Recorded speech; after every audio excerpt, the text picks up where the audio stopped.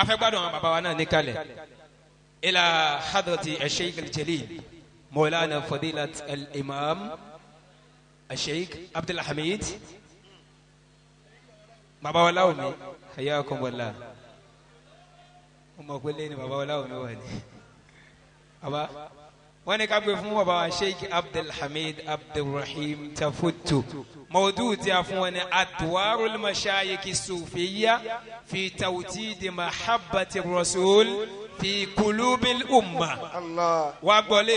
The roles of the scholars of Sufism in consolidating the love of the Prophet in the heart of the Muslim nation. Kí ni iṣẹ́ tí àwọn àfọ onísúfì tí wọ́n ṣe níbi ká fìfẹ́ Ànábì rinlẹ̀ nínú ọkàn àwa tá a jẹ́ mùsùlùmí ẹ jẹ́ àgbọ̀ lẹ́nu bàbá wa Sheikh Abdul Hamid Tafutu hayyakumullahu wa ahsana ilaykum. أعوذ بالله من الشيطان الرجيم بسم الله الرحمن الرحيم إن الله وملائكته يصلون على النبي صلى الله عليه وسلم يا أيها الذين آمنوا صلوا عليه وسلموا تسليما الله اللهم صل على محمد اللهم صل على حبيبي محمدنا صاحب الجلالي على آله وأصحابه هم الهجمين آل الوصالي صلي اللهم صل على محمدنا صاحب الجلالي على آله وأصحابه هم الهجمين آل الوصالي àtìkẹ́ kó lọ bá Muhammad àtìkẹ́ kó lọ bá Habibi Muhammadu wo ọmọ Amina Muhammadu wo ọmọ Abdullahi àtàwọn kan gbà fún àtàwọn kan tẹ̀lé Ànábì Muhammad Allahumma salli ala Muhammaduna sahibil jalali ala alihi wa sahbihi umul anjumi alayhi salim àtìkẹ́ kó lọ bá Muhammadu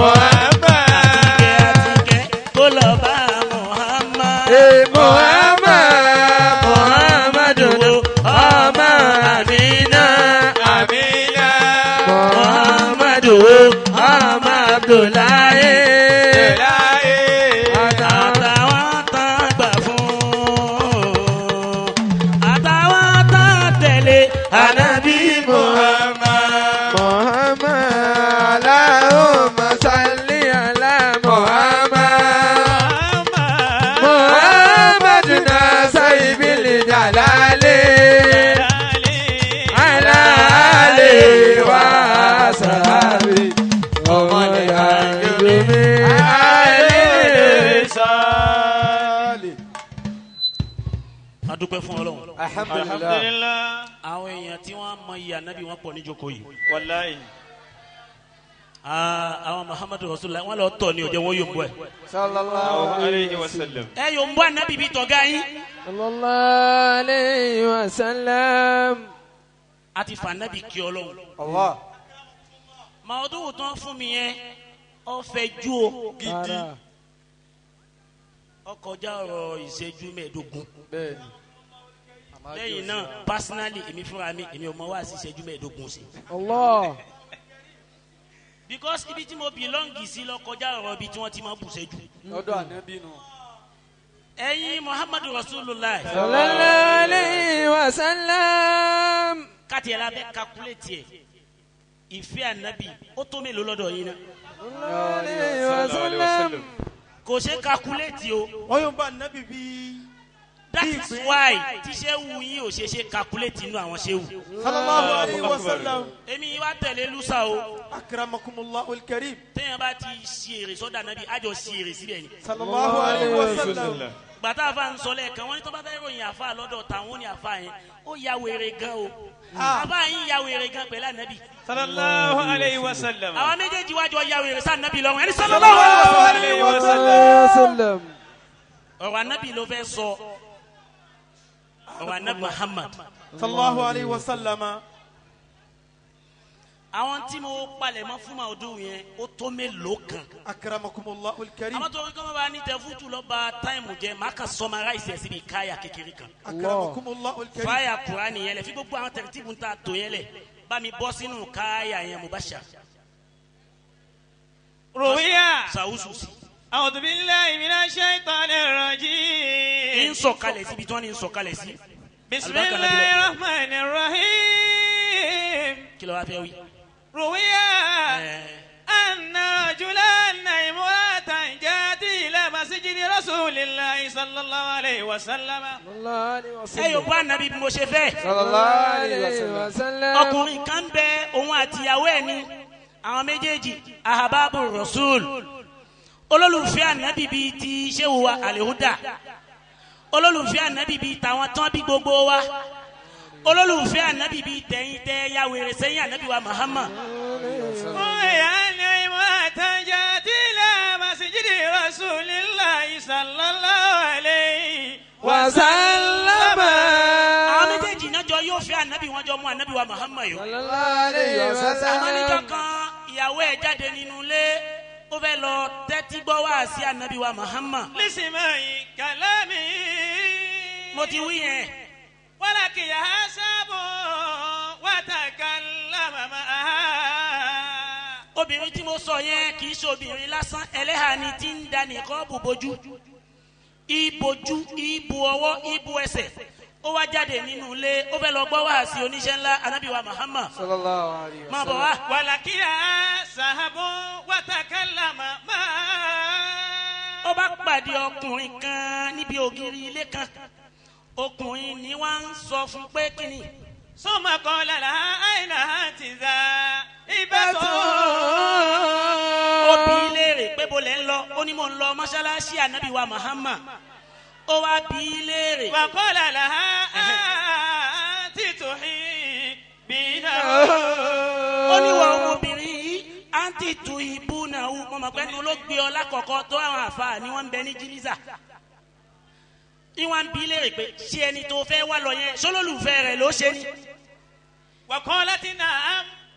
ṣé mọ̀ pé ẹlòmíín máa ṣe wa Al-Huda ládùúgbò inshallah. mo fẹ́ fi jọ ànábì ni o. àwọn tí wọ́n wá mọ̀ nínú ilé tí wọ́n máa Al-Huda tiwọn gangan ìmí ìbá fẹ́ kí yóò bọ́ bàtà tí mi ìbá fẹ́ kí yóò tún ṣí fìlà.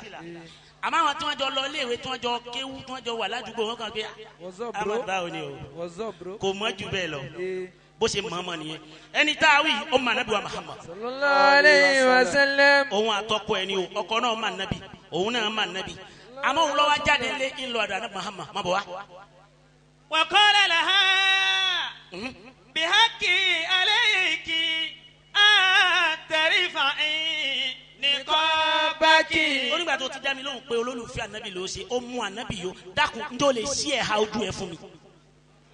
àwọn èèyàn sì yóò ń bá ànábì. alayki.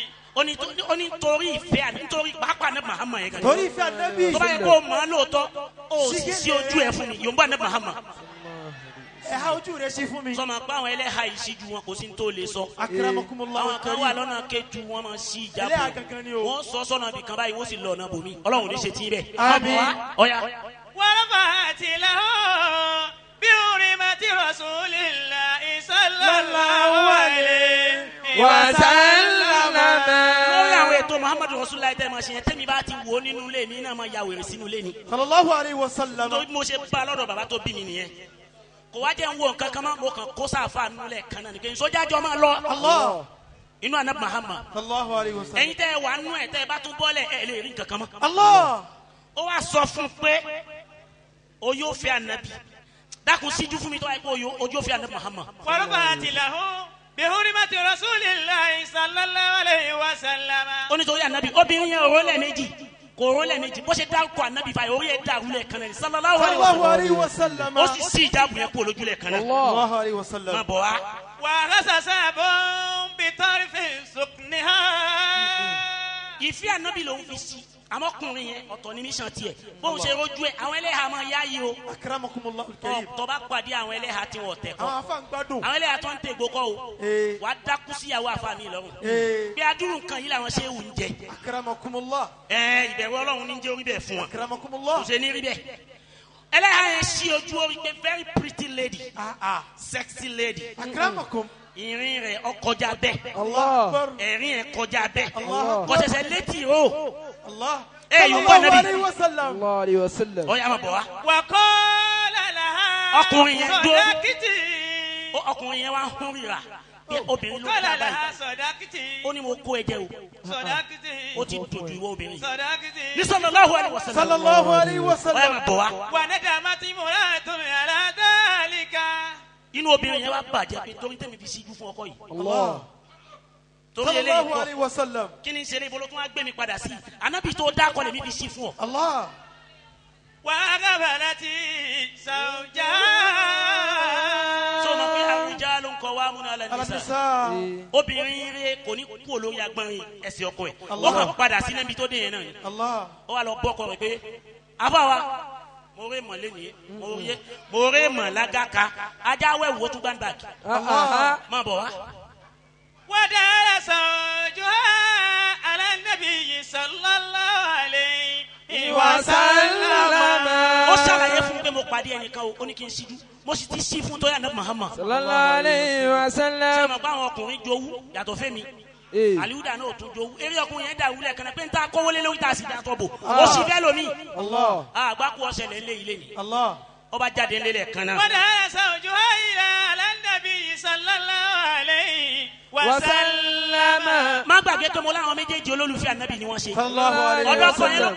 ló padà sí ọ̀dọ̀ anabi ló padà sí pé anabi mo dé wá àgbákò ọ̀sẹ̀ lé lérí àtàwà ilé ni. الله ẹlẹ́hàá ti síjú fún bọ̀dọ̀ ọkùnrin kan. الله yòǹbá anabi bí mo ṣe fẹ́. صلى الله عليه وسلم. ẹlẹ́hàá ọ̀hún ó ti síjú fọkùnrin àgbákò ọ̀sẹ̀ lẹ̀. الله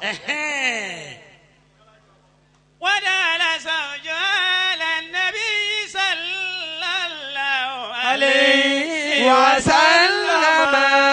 ó wọlé ta anabi pé wá anabi mo dé o ó bá ṣàlàyé fún un. وأخبره بالقصة. ó wá ṣàlàyé bọ́ọ̀rọ̀ yẹn ṣe jẹ́ fún anabi nge ni o rọ́ìdù wàláyé nge ni ọ̀rọ̀ yẹn kẹnu tí o da ó wá ṣàlàyé fún pé ẹni tí mo rí lọ́wọ́ ìyàwó mi ni kó lọ síjú fọkùnrin ọlọ́kùnrin anabi ní kí ló fà á.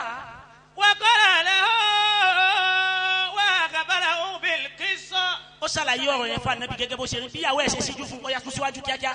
وقال له النبي صلى الله عليه وسلم anabi wa ń dá lóhùn pé أغث النار في التنور. anabi ní mú un lọ sí bẹ́kìrì ibi tán ti ń ṣe búrẹ́dì الله ṣé nítorí tèmi ni ó yá fa ìyàwó ẹ̀ lọ lé iṣẹ́ búrẹ́dì. صلى الله عليه وسلم. kíní tí wọ́n ń pè bẹ́ẹ̀ tanúrì kíní oven tí wọ́n fi ń sun búrẹ́dì anabi ní wàá mú lọ bí búrẹ́dì yẹn wàá sọ fún pé ثم أمرها بحق النبي yòǹbó أن anabi يدخل النار. yòǹbó anabi fún mi صلى الله عليه báyìí وسلم. yòǹbó anabi dáadáa صلى الله عليه Allahumma وسلم. salli ala Muhammad محمد Muhammaduna sahibil jalali جلالي ala alihi wa ashabi. هم الأنجم أهل الوصال. àtìkẹ́ àtìkẹ́ kó lọ bá àbíbí حبيبي àtìkẹ́ àtìkẹ́ kó lọ bá Muhammad محمد محمد ọmọ Amina أمينة محمد أم عبد Abdullahi الله àtàwọn kan gbà fún àtàwọn tó tẹ̀lé ànábì Muhammad. ó ní wàá fi orúkọ mi pàṣẹ fún ní sallallahu alaihi wasallam ṣe sùúrù ó ní wàá pàṣẹ fún ìyàwó rẹ̀ yẹn pẹ̀lú kíni ثم أمرها بحق النبي أن تدخل النار. sọ pé tó bá yẹ pé lóòótọ́ ló gba fún mi ànábì ní kó wọnú náà yẹn lọ alátùn kó má wẹ̀yìn o. الله ثم أمرها بدخول فكرهت ọba fà lọ́wọ́ lẹ́ẹ̀kan náà wọ́n bá dẹnu ẹnu ọ̀nà sílé iṣẹ́ búrẹ́dì ó ní ẹ sílẹ̀kùn lé ibi tí ń gbóná wọ́n ti dáná sí wọ́n ti kógi sí tí ń eruku làlàlà. summa amara bidukhulin fakarati. ó wá sọ fún ìyàwó ẹ pé ó yà wọnú náà tọ́bọ̀kọ tiẹ̀ náà bá sọ fún ẹ pé kò wọnú sọ wọnú ẹ. bàkàrà hati ó ní láò èmi ò ní wọnú náà ó lè ní èmi èso ọmọ náà kọ́lá yìí náà jàǹgó yìí ní wọnú ẹ. bí akin nabiyyi sallallahu alaihi wasallam. ó ní kì í ṣe pé mo dédé pa ẹ́ láṣẹ ní tí mo fẹ́ fi pa ẹ́ láṣẹ ànábì tó ló gbà fún yẹn wọnú náà tó yà ní Muhammad. sallallahu alaihi wasallam. obìnrin yẹn ò wẹ̀yìn mọ́lẹ̀ kan náà. alati marhaba wa karamata marhaba wa karamata marhaba wa karamata marhaba wa karamata. ẹ̀kan náà ìbọ̀ wa ẹ̀kan náà lóbìnrin yẹn wọnú náà lé búrẹ́dì yẹn lọ. Allah. bó ṣe ń wọnú inú léwu báyìí ilẹ̀kùn léwu náà búrẹ́dì sì pàdé láì ṣe pẹ́ nìkan pàdé. Allah. ثم رجع إلى النبي فأخبره بذلك. bàbá ń jàbí ká kú kọ lọ́dọ̀ eléri ibú ni o lọ́dọ̀ eléri ibú kọ eléri ibú bẹ́ẹ̀ bá ń jàbí kó kú lẹ́sẹ̀kẹsẹ̀ ni. Allah. Alihuda ò ní kú pẹ̀lú ògo Ọlọ́run. Aminu. ẹni ó bá sàmì ọmọ tiẹ̀ náà ò ní kú. Aminu. orí ọkọ ẹ̀ dà ń pé òun ti lùsì ọ̀nà méjì òun ṣàgbákò ìyàwó òun ti jóná. Allah. ó wá padà sọ́dọ̀ Ànábì Muhammad. sallallahu alaihi wasallam. قال له النبي ارجعي فانظرها. ó ní òun ti ṣàgbákò ìyàwó òun ti wọná Ànábì ní kí ló sọ ó wọnú náà búrẹ́dì tètè máa padà lọ kó tó jóná tán kẹ́ bá tiẹ̀ rẹ́rù ẹ̀ kó kẹ́ lè tètè lọ sí. ó yá Allah. ọkọ ẹ̀ bá mú eré lẹ́ẹ̀kan náà. ورجع ووجد ساكتا في وسط التنور. yòǹbó Ànábì ilé àdúgbò yìí. sallallahu alaihi wasallam. ọkùnrin yẹn wá débẹ̀ ìgbà tóbìnrin yẹn fẹ́ wọlé ó ní wákà yìí ní dání nítorí básìkò ọjọ́ torí àmọ́ tí n bá débi tó ti fẹ́ jáde ń da wákà tó dà ìgbà tó wá débẹ̀ ó wá sílẹ̀kùn náà yẹn wọ́n ń fà á mọ́ lọ́wọ́ ó tún ṣí wọ́n ń fà á mọ́ lọ́wọ́ ó wá fà Ànábì bẹ̀ obìnrin náà ilẹ̀kùn yẹn wá sílẹ̀ kan náà bóbílẹ̀kùn ní ṣe sí ló bá rí kíni. ورجع سالمة ولم يصبها علامة.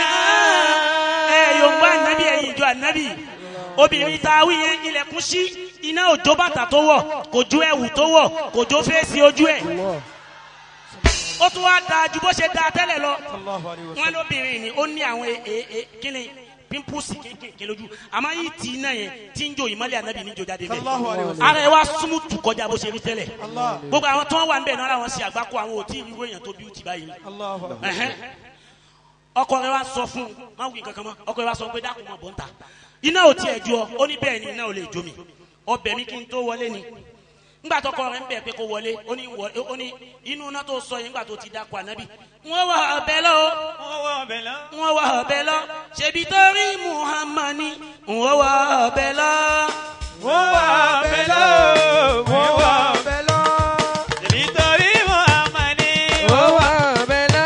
àtọkọ ẹ wá bẹ obìnrin dáwì pé máa jáde bọ̀ wá ó ní Ànábì náà ni mo tún fi bí ọ máa jáde bọ̀ wá ó ní mò ń jáde bọ̀ wá mò ń jáde bọ̀ wá ṣebí torí Muhammad ni mò ń jáde bọ̀ wá.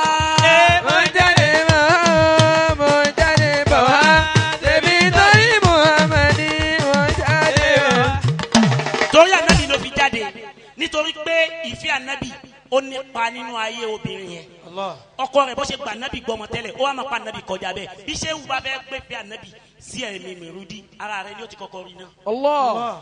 ìwọ tó wá bá òfò Ànábì kọ ogun lọ́kọ́ àtàwọn ọ̀fọ̀ o tún ní ọlọ́ọ̀gbé nǹkan sórí ta ọlọ́mọdé àfàwọ̀ Alihuda òkú wọ́n fi Ànábì bọ ẹni tó ní mímọ̀ àtẹni tí ò ní mímọ̀ ọlọ́mọdé kú láíláí ẹni ó bá sàmì fún ọmọ tiẹ̀ náà ò ní kú ẹ dákun ẹ fún mi ìṣẹ́jú méjì sí ọlọ́run wá wọlá gbogbo àwọn àgbàlagbà tí ń da akọ yìí gbogbo ẹni tó bá sàmì fún Alihuda ọmọ rẹ ò ní ṣàgbákò gbogbo àwọn tó bá ń lọ báyìí bí ikú arẹ fọ ní ṣe máa rí lójú àwọn ẹni ibi ọlọ́run ò ní jà yín bọ ọba tó fà Ànábì borí ọlọ́run má ṣàfẹ̀yìn náà borí. wọ́n bí ya máa ń láàyè mú tu.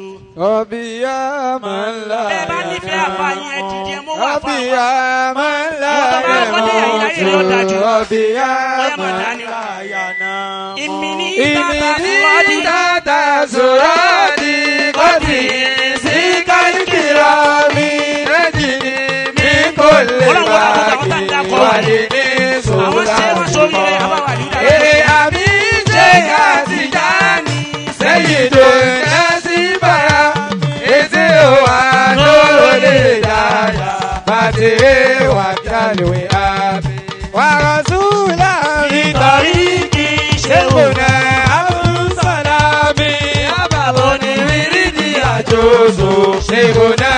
ìdíni kìdìmọ̀. Bàdà ó kà sólè wìláyà. Ṣébùnà àgbáyé kìló. Èké fèrè bàdàrú àdàmà. Lóò yẹ jìlá sọ̀lá. Látẹ̀kẹ́ ìyá يموت ربي من لا يموت صلى الله عليه وسلم. Bàbá wa Sheikh Abdul Hamid Tafutu.